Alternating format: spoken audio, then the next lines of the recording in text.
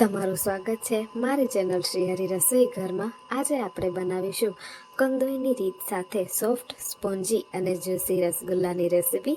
જો તમે અમુક ટીપ્સ સાથે રસગુલ્લા બનાવશો તો તે પહેલી વારમાં જ રસગુલ્લા મીઠાઈવાળાની દુકાન જેવા જ બની અને તૈયાર થશે। કલાકો સુધી પનીરને મસળવાની ઝંઝટ વગર જ કે વધારાની ચાસણી બનાવી અને રેડી કરવાની ઝંઝટ વગર જ સુપર સ્પોન્જી અંદરથી એકદમ જાળીદાર એવા આપણે જ્યુસી રસગુલ્લા બનાવી અને રેડી કરીશું। ખૂબ જ સરળ રેસીપી છે, એક વખત જરૂરથી ટ્રાય કરજો। મારી ગેરંટી છે પહેલી વારમાં જ એકદમ પરફેક્ટ રસગુલ્લા બની અને તમારા તૈયાર થશે। તો ચાલો સૌથી સરળ રીત સાથે બનતા રસગુલ્લાની રેસીપીને શરૂ કરીએ। એકદમ સ્પોન્જી રસગુલ્લા બનાવવા માટે મેં અહીંયા 2 લીટર દૂધ લઈ લીધું છે। રસગુલ્લા ગાયના દૂધમાંથી જ બનાવવામાં આવે છે। તમે તેની જગ્યાએ કોઈ પણ પ્રકારનું ફેટવાળું દૂધ પણ ઉપયોગમાં લઈ શકો છો। હવે આપણે દૂધમાં 1 બોઇલ આવવા દેવાનો છે। આપણું દૂધ ઉકળી રહ્યું છે ત્યાં સુધીમાં અહીંયા આપણે વિનેગર પણ રેડી કરી લઈએ। તો વિનેગર આપણે 2 લીટર દૂધ લીધું છે તો તેની સામે 4 થી 5 ચમચી જેટલું વિનેગર લઈશું અને તેની સાથે જ 1/4 કપથી થોડુંક ઉપર પાણી મિક્સ કરી લઈશું।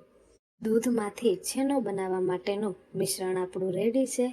હવે દૂધને ઉકાળતી વખતે આપણે બસ એક જ વાતનું ધ્યાન રાખવાનું કે એકવાર બોઇલ આવે ત્યાં સુધી આપણે દૂધને સતત ચલાવ્યા રાખવાનું છે। તેની ઉપર મલાઈની પરત જામવા નથી દેવાની। તો અહીંયા તમે જોઈ શકો છો કે આપણા દૂધની અંદર 1 બોઇલ સારી રીતે એવો આવી ગયો છે। હવે આપણે ગેસની ફ્લેમને બંધ કરી દઈશું અને દૂધને થોડુંક એવું ઠંડુ થવા દેવાનું છે। ઉકળતા દૂધની અંદર જ ઘણી બધી વખત આપણે લીંબુ અથવા તો વિનેગર એડ કરી દેતા હોઈએ છીએ। તેનાથી આપણું પનીર જે છે તે હાર્ડ બની અને તૈયાર થાય છે। તો તમારે થોડુંક દૂધને ઠંડુ થવા દેવાનું। ત્યારબાદ તમારે રેડી કરેલું આપણું વિનેગરનું મિશ્રણ થોડું થોડું એડ કરતું જવાનું અને સારી રીતે મિક્સ કરતું જવાનું છે। તો અહીંયા તમે જોઈ શકો છો કે હું એક સાથે બધું મિશ્રણ એડ નથી કરી રહી। 2 ચમચી જેટલું એડ કરતા જઈશું અને સારી રીતે મિક્સ કરતા જઈશું।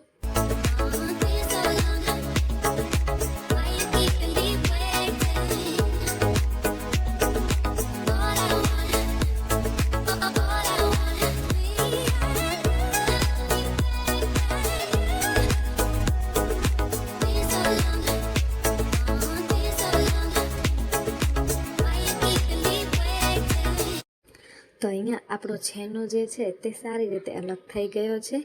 હવે આપણે એક સુતરાઉ કપડું લઈશું અને તેની અંદર આપણો છેનો જે છે તેને અલગ કરી લેવાનો છે। એક મોટા વાસણની અંદર ચાયણીને મૂકીશું અને ત્યારબાદ તેની અંદર આપણું રેડી કરેલો છેનો જે છે તેને ગાળી લઈશું।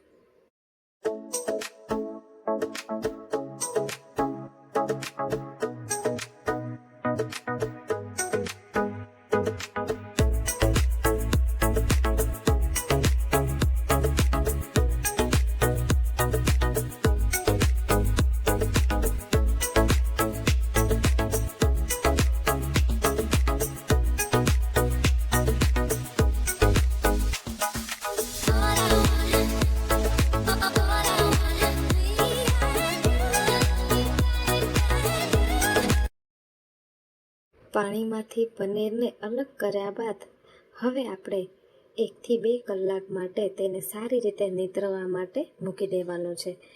તો જ્યાં સુધીમાં આપણું પનીર જે છે તે નીતરી અને સારી રીતે રેડી થાય છે ત્યાં સુધીમાં આપણે ચાસણી રેડી કરી લઈએ। તેના માટે મેં અહીંયા 2 કપ જેટલું ખાંડ એડ કરી છે અને તેની સામે 4 કપ આપણે પાણી એડ કરી દેવાનું છે।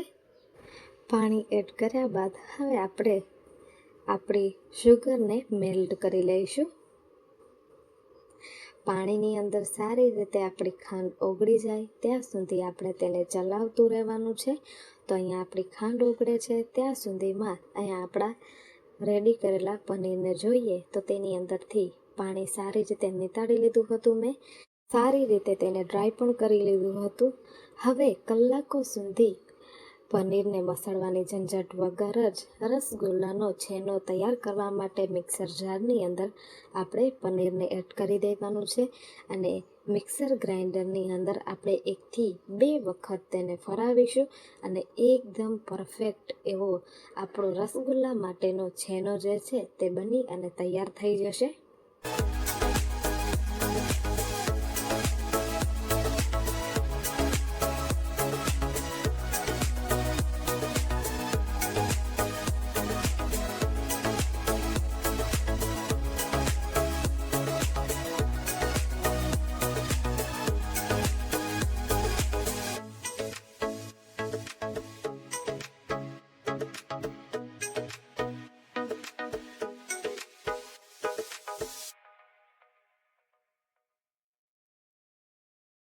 તૈયાર થયેલા છેનાને આપણે એક મોટા વાસણની અંદર નીકાળી લઈશું. ત્યારબાદ આપણે તેની અંદર 1 મોટી ચમચી ભરી અને મેદો એડ કરી દેવાનો છે.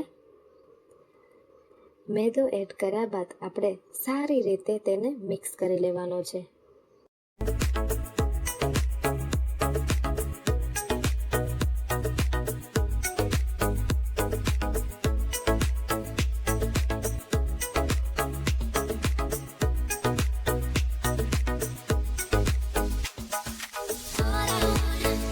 તો રસગુલ્લા બનાવવા માટે સારું એવું આપણો છેનો રેડી થઈ ગયો છે. હવે આપણે તેની અંદરથી નાના નાના બોલ્સ રેડી કરી લઈશું. તો તમારે બોલ્સને નાની નાની સાઇઝમાં જ બનાવી અને તૈયાર કરવાના, કારણ કે આપણે જ્યારે એને ચાસણીની અંદર કૂક કરવા માટે એડ કરીશું ત્યારે તેની સાઇઝ ડબલ જેટલી થઈ જશે. તો અહીંયા આપણે ક્રેક ફ્રી બોલ્સ પાડી અને રેડી કરી લઈશું. તો અહીંયા તમે જોઈ શકો છો કે આપણે રસગુલ્લા માટેનો છેનો જે છે તે મિક્સર જારની અંદર રેડી કર્યો. તેનાથી આપણા બોલ્સ જે છે તે એકદમ ક્રેક ફ્રી બન્યા છે. તો આ રીતે જ બોલ્સ વાળી અને એક એક બધા જ તૈયાર કરી લીધા છે મેં. તો આપણા બોલ્સ રેડી છે. હવે આપણે આપણી ચાસણીને પણ જોઈ લઈએ. તેની અંદર તમે જોઈ શકો છો કે એકાદ એવો બોઇલ આવે તેની બાદ જ આપણે રસગુલ્લા એડ કરી અને કૂક કરવા માટે મૂકી દઈશું. તો અહીંયા તમે જોઈ શકો છો કે પાણીમાં એડ કરતાં જ આપણા રસગુલ્લા ઉપરની તરફ આવી રહ્યા છે. એનો મતલબ છે કે આપણા રસગુલ્લા માટેનો છેનો જે છે તે એકદમ પરફેક્ટ બની અને તૈયાર થયો છે. ઘણી બધી વખત આપણા રસગુલ્લા ચાસણીની અંદર એડ કરતાં જ તૂટી જતા હોય છે અથવા તો તે ચપટા થતા હોય છે. તેનું એક જ કારણ છે કે તમે ઠંડી ચાસણીની અંદર રસગુલ્લાને એડ કરી દો છો. જ્યારે પાણી ઉકળતું હોય ત્યારે જ આપણે એક એક કરતાં બધા જ રસગુલ્લા એડ કરવાના. અહીંયા તમે જોઈ શકો છો કે આપણા રસગુલ્લાની સાઈઝ જે છે જે આપણે બનાવી અને તૈયાર કરી એટલી જ છે. હવે આપણે ઢાંકણને માથે બંધ કરી અને એક વખત સારી રીતે 10 મિનિટ સુધી કૂક થવા દઈશું. તો 10 મિનિટ બાદ આપણે ઢાંકણને ખોલી અને જોઈશું તો આપણા રસગુલ્લાની સાઈઝ જે છે તે પહેલાં કરતાં ડબલ થઈ ગઈ હશે. નાની નાની ટિપ્સને ફોલો કરી અને તમે ઘરે જ રસગુલ્લા બનાવી અને ટ્રાય કરશો તો પહેલી વારમાં જ એકદમ પરફેક્ટ કંદોઈવાળાની દુકાન જેવા જ સોફ્ટ, સ્પોન્જી અને જ્યુસી રસગુલ્લા બની અને તૈયાર થશે. તો રસગુલ્લાને કૂક થતાં ટોટલ સમય હું તમને કહું તો 20 થી 25 મિનિટની અંદર જ સારી રીતે આપણા રસગુલ્લા જે છે તે અંદર સુધી કૂક થઈ અને રેડી થઈ જાય છે. 1 થી 2 વખત તમારે વચ્ચે વચ્ચે રસગુલ્લાને ચેક કરવાના. તો અહીંયા ટોટલ 25 મિનિટ થઈ ગઈ છે અને આપણા રસગુલ્લા પણ સારી રીતે એવા કૂક થઈ ગયા છે. હવે ગેસની ફ્લેમને આપણે ઓફ કરી દઈશું અને રસગુલ્લાને રૂમ ટેમ્પરેચર ઉપર આવવા દઈશું. તો અહીંયા તમે જોઈ શકો છો કે માર્કેટમાં મળે તેવા જ સુપર સ્પોન્જી, સોફ્ટ, જ્યુસી આપણા રસગુલ્લા બની અને તૈયાર થઈ ગયા છે. રસગુલ્લા રૂમ ટેમ્પરેચર ઉપર આવે એટલે તમારે તેને એક કાચની એરટાઇટ બોટલની અંદર સ્ટોર કરી અને ફ્રીજની અંદર તમે રાખી શકો છો. ત્યારબાદ ઠંડા ઠંડા તમે તેને સર્વ કરો. તો છે ને એકદમ સહેલી સુપર સ્પોન્જી જ્યુસી રસગુલ્લાની રેસિપી અમુક ટિપ્સ સાથે જો તમે આ મારી પરફેક્ટ રીત સાથે બનાવી અને રસગુલ્લા રેડી કરશો તો એકદમ પરફેક્ટ માર્કેટ સ્ટાઇલ જ રસગુલ્લા બની અને તૈયાર થશે.